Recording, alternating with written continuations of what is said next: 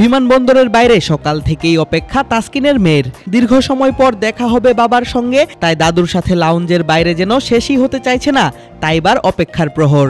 কিন্তু তাসকিন যখন বের হলেন তখন এয়ারপোর্টের সিকিউরিটি গার্ড থেকে শুরু করে কর্মকর্তারা সবাই হুমড়ি খেয়ে পড়েন এই স্পিডস্টারের সঙ্গে ছবি তুলতে।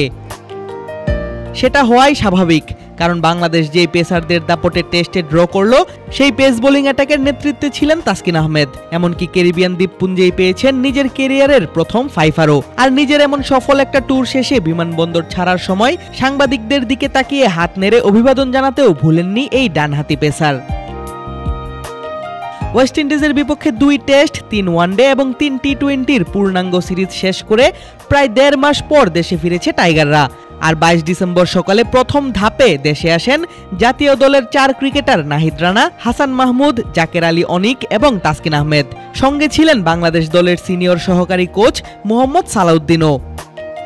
বছর শেষের খুশি নগদে হবে বেশি। নগদ পেমেন্টে নির্দিষ্ট ক্যাটাগরির কেনাকাটায় 300 টাকা পর্যন্ত ক্যাশব্যাক।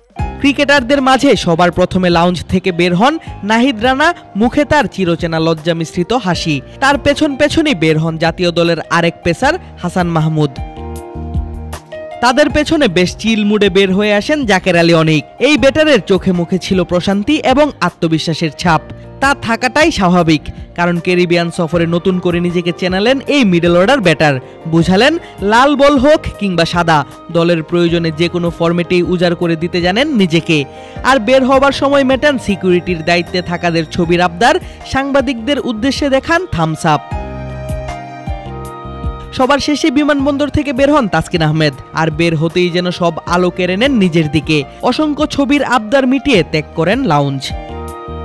আজ রবিবার বিকেলে এবং আগামীকাল সোমবার সকালে এসে পৌঁছানোর কথা রয়েছে দলের বাকি সদস্য এবং কোচিং স্টাফদের।